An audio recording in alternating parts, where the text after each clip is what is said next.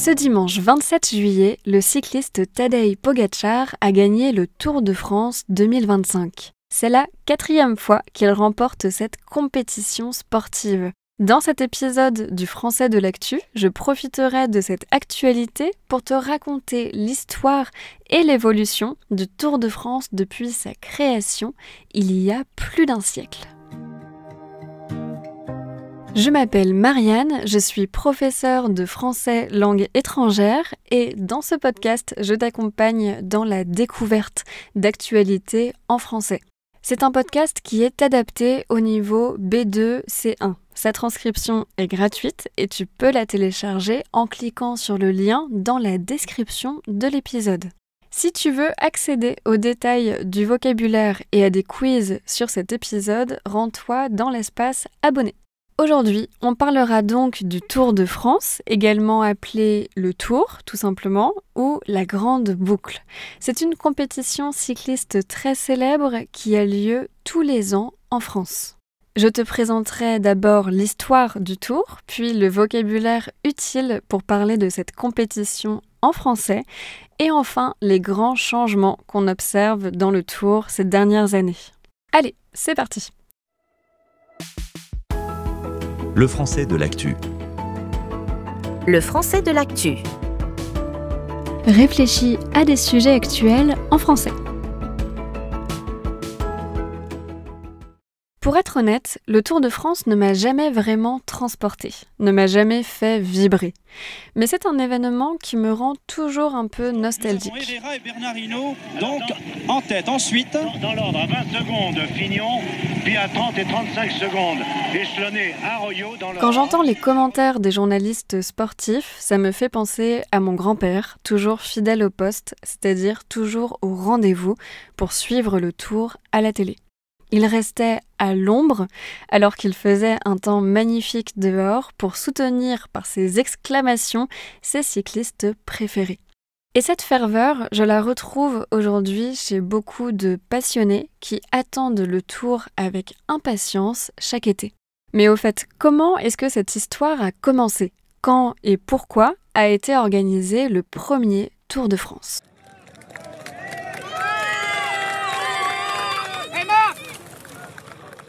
C'est en 1903 que des coureurs, c'est-à-dire ici des cyclistes, participent pour la première fois au Tour de France. Et pour comprendre la création de cette compétition, on doit revenir quelques années en arrière. À la fin du 19e siècle et au début du 20e siècle, le quotidien Le Vélo est un journal sportif très populaire. Son fondateur, Pierre Giffard, est un homme engagé politiquement. Il prend position en particulier sur l'affaire Dreyfus. L'affaire Dreyfus, c'est une affaire très importante à connaître si tu t'intéresses à l'histoire de France. On l'appelle l'affaire Dreyfus parce qu'elle porte le nom du capitaine juif Albert Dreyfus, qui est accusé de haute trahison en 1894. On l'accuse d'avoir transmis des informations confidentielles à l'Allemagne. À l'époque, cette affaire divise profondément la France entre les Dreyfusards, qui soutiennent Dreyfus, et les anti-Dreyfusards, qui considèrent qu'il est coupable. Pierre Giffard, le fondateur du journal sportif Le Vélo, est un Dreyfusard. Et en prenant position en faveur de Dreyfus, il ne se fait pas que des amis. Il s'oppose en particulier à Jules Albert de Dion, un industriel automobile ouvertement anti-Dreyfusard. Pour lui faire concurrence, Jules Albert de Dion décide de créer un journal similaire au journal de Pierre Giffard, Le Vélo. Il crée donc le journal sportif L'Auto-Vélo et nomme Henri Desgranges à la tête de ce journal.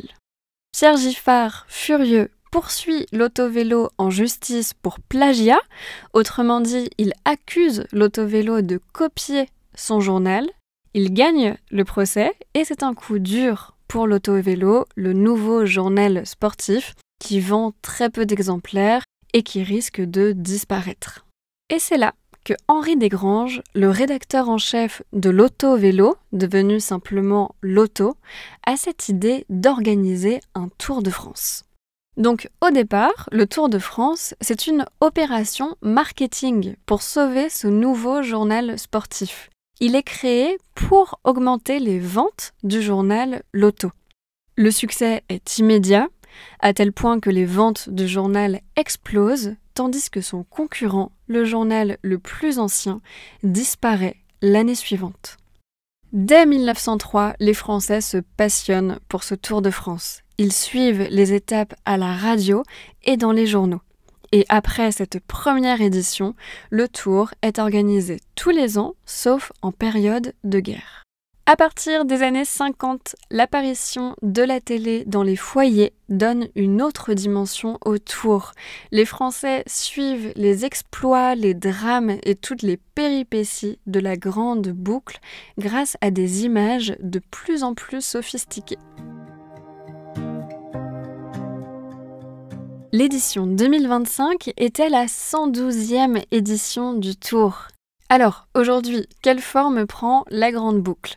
C'est la compétition sportive la plus retransmise, c'est-à-dire la plus diffusée à la radio et à la télévision dans le monde, après les Jeux Olympiques et la Coupe du Monde de football. Elle a lieu tous les étés et dure 3 semaines. Pendant ces 3 semaines, près de 200 coureurs, parmi les meilleurs mondiaux, s'affrontent sur plus de 3000 km de parcours. Le terme « coureur » te surprend peut-être parce qu'il est plutôt associé à la course à pied. Un coureur, c'est d'abord quelqu'un qui court. Mais on utilise également ce mot pour parler d'une personne qui participe à une course sportive, quel que soit le sport. Un coureur peut donc être un cycliste. Je ferme la parenthèse. Le parcours du Tour de France est divisé en une vingtaine d'étapes. Il change tous les ans pour créer du suspense, pour varier les difficultés et bien sûr pour montrer la beauté et la diversité des paysages de France. Parfois, il y a de petits passages qui ont lieu dans les pays frontaliers, comme en Allemagne, en Italie, en Espagne, etc. Ce parcours dépend aussi du prix que sont prêtes à payer les villes. Les villes départ d'où partent les coureurs doivent payer 120 000 € et les villes arrivées où arrivent les coureurs 150 000 €. Ce qui ne change pas dans ce parcours, c'est que l'arrivée a toujours lieu aux Champs-Élysées, à Paris, et qu'il y a toujours des étapes montagneuses, par exemple dans les Alpes ou dans les Pyrénées. Les étapes de montagne sont les plus regardées, les plus suivies, parce qu'elles sont difficiles et impressionnantes. À l'issue de la course, à la fin de la course, il y a différents types de prix. Le vainqueur du Tour remporte ce qu'on appelle le maillot jaune, c'est un t-shirt jaune. Le maillot vert récompense les sprinteurs, c'est-à-dire ceux qui ont fait les accélérations les plus rapides. Le maillot blanc à pois rouge est donné au meilleur grimpeur, c'est-à-dire à celui qui gagne les épreuves de montagne. Et enfin, le maillot blanc distingue le meilleur cycliste de moins de 25 ans. Tout au long du parcours, plusieurs millions de spectateurs acclament les sportifs le long des routes. Et parmi ces spectateurs, il y a des passionnés de cyclisme et des curieux qui attendent le passage de la caravane.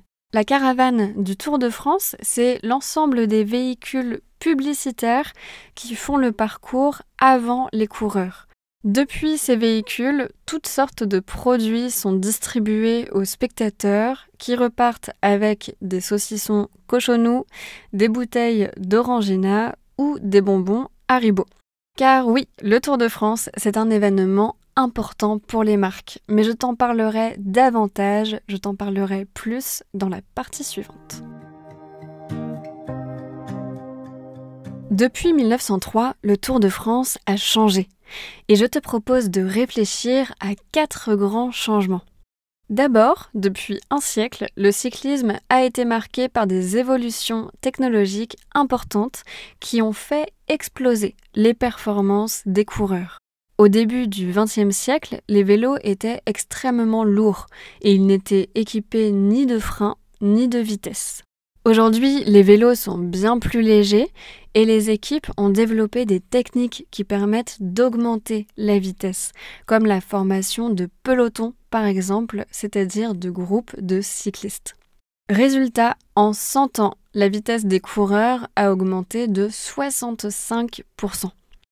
Le deuxième grand changement concerne la place des entreprises dans la course. Le Tour de France, c'est 200 millions d'euros de chiffre d'affaires chaque année. Cet argent provient des villes, des marques qui participent à la caravane du Tour et des sponsors qui soutiennent et financent les équipes cyclistes comme Red Bull, Groupama ou encore Movistar. Aujourd'hui, une équipe ne peut pas réussir ou même survivre sans sponsor. Pour attirer les meilleurs sportifs, pour acheter le meilleur matériel et pour mener les recherches les plus poussées, il faut beaucoup d'argent. Les performances des coureurs dépendent donc des sponsors, mais pas seulement. Ces dernières années, la compétition a été marquée par de nombreuses affaires de dopage, et c'est le troisième grand changement. Alors, c'est quoi le dopage ? Un coureur qui se dope ingère des substances qui accroissent de façon artificielle ses performances.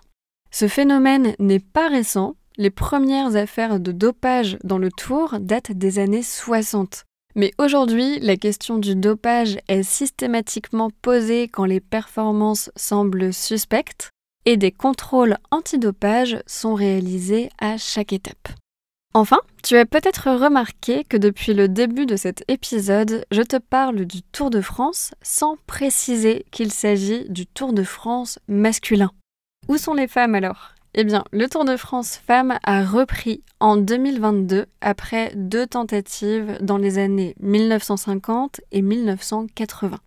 C'est le 4e et dernier grand changement de cette compétition sportive. Aujourd'hui, le Tour de France femmes est l'un des 3 grands tours féminins avec le Tour d'Espagne et le Tour d'Italie. Dans l'espace abonné du podcast, tu découvriras le portrait de Jeannie Longo, une grande cycliste française, ainsi que de 3 autres cyclistes français et internationaux. Alors, entre les vélos high-tech, les budgets astronomiques, les contrôles antidopage et l'arrivée des femmes, le Tour d'aujourd'hui n'a plus grand-chose à voir avec celui de 1903. Mais comme mon grand-père, des millions de passionnés continuent de vibrer devant leurs écrans et le long des routes chaque été. Dans l'espace abonné de ce podcast, je te propose de me raconter à l'écrit ou à l'oral ce que tu penses de cette compétition sportive et, si tu le souhaites, de me décrire ta propre relation au vélo. Si cet épisode t'a plu, n'oublie pas de noter le podcast sur les différentes plateformes et de télécharger la transcription gratuite. Je te remercie pour ton soutien et on se retrouve dans 2 semaines pour un nouvel épisode sur l'actualité en français. À bientôt!